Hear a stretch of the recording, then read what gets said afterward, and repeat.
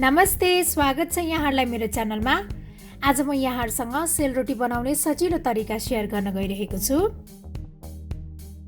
यदि यहाँहरुले अहिलेसम्म मेरो च्यानल सब्स्क्राइब गर्नुभएको छैन भने प्लिज मेरो च्यानललाई सब्स्क्राइब गरिदिनु होला र बेल आइकनलाई पनि प्रेस गरिदिनु होला। सेलरोटी बनाउनको लागि मैले 6 कप चामल भिजाउनको लागि राखेको छु। यसलाई चाहिँ रातभर भिजाउनु पर्छ। अब यो चामल चाहिँ राम्रोसँग भिजिसकेको छ। मैले यो चामललाई राम्रोसँग पखालेर यसको पानी पनि सबै तारिसकेको छु। अब यो सबै चामललाई ग्राइन्डरमा राख्दै पिस्दै जानुपर्छ।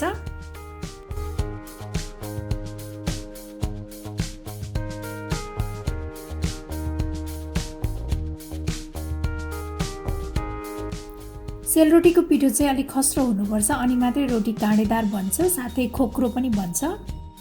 यो यतिको भइसकेपछि यो पिठो रेडी भइसकेको छ। अब यसलाई एउटा बाउलमा ट्रान्सफर गर्ने र अब बाँकी रहेको पिठोलाई पनि यसै गरी पिस्दै जाने।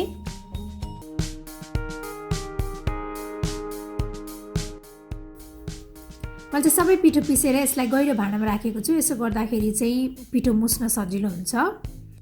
अब यसमा म 1 कप जति चिनी राख्छु। यहाँहरुलाई बढी गुलियो मनपर्छ भने चिनी 1.5 कप जति राख्नु होला। अब यसमा सानो चम्चाले आधा चम्चा जति ल्वाङ सुकुमेलको धुलो पनि राख्ने। यो चाहिँ अप्सनल हो, तर यसले चाहिँ रोटीमा एकदमै मिठो बास्ना दिन्छ। अब यसमा घिउ राख्नुपर्छ। मैले घिउ चाहिँ ठुलो चम्चाले 3 चम्चा जति घिउ राखेको छु।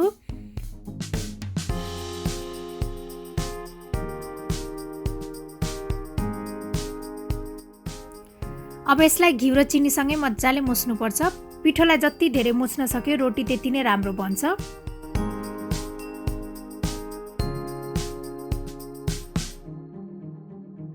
मैले चाहिँ यसलाई लगभग आधा घण्टासम्म यसरी मुसेको छु।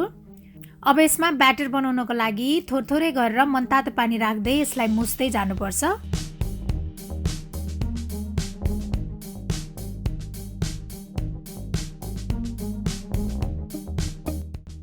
ब्याटर चाहिँ ठिक्कको हुनुपर्छ, धेरै बाक्लो अथवा धेरै पातलो हुनु हुँदैन। अब यो ब्याटर चाहिँ रेडी भइसकेको छ।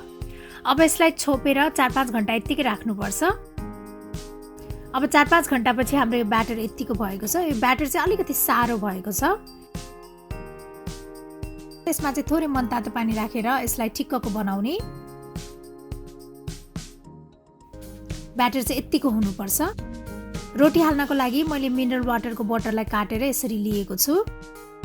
यो बोतलको प्वाललाई चाहिँ यसरी अम्लाले थुनेर यसमा चाहिँ डाडुले पिठो हाल्नुपर्छ। मैले चाहिँ अघि नै तेल तताउन राखिसकेको थिएँ। तेल चाहिँ मजाले तातिसकेको छ। तेलमा चाहिँ यसरी धुवा आउनुपर्छ, अनि मात्रै रोटी मजाले फुलेको बन्छ। अब यो बोतलको सहायताले यसरी रोटी बनाउनुपर्छ। रोटी हाल्दा चाहिँ बिस्तारै हाल्नुपर्छ, नभए रोटी सोरिन सक्छ। रोटी हालिसकेपछि यस्तो बाम्बो स्टिकले रोटीलाई साइडमा मिलाउनुपर्छ। यसरी मिलाएपछि चाहिँ रोटी गोलो हुन्छ।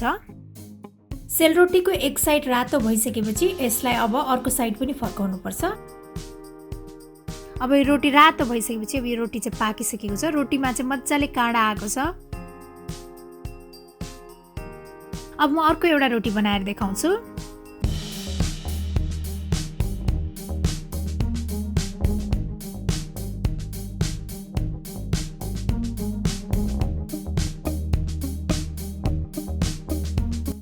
यो पनि रेडी भइसकेको छ। अब यसै गरी सबै रोटीहरू बनाउँदै जाने।